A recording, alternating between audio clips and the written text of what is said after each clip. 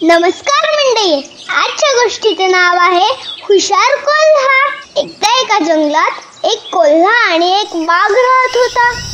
वाघ जरी ताकदीने मोठा असला तरी कोल्हा मात्र चतुर होता बर का. एक दिवस काय झाले, कोल्हा आहे ना जंगलात अन्न शोधत होता आणि शोधता शोधता तो शिकाराच्या जाळ्यात अडकला. आता काय होणार तो विचार करत बसला. इतक्यात तिथे एक भयंकर वाघ आला आणि तो वाघ कोल्ह्याला बघून म्हणाला, काय थांब आता खातोस तुला मी. पण चतुर कोल्ह्याने पटकन उत्तर दिले, अरे वाघराज, मी इथे मुद्दामून बसलोय.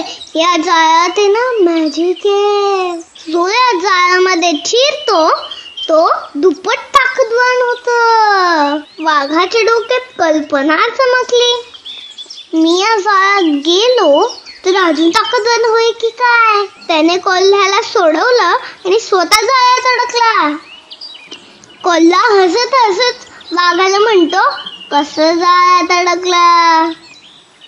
आणि तो हसत हसत तिथून निघून जंगलातून पळून जातो. आता या गोष्टीतून आपण काय शिकलो? चतुराई आणि हुशारीने संकटावरही मात करता येते.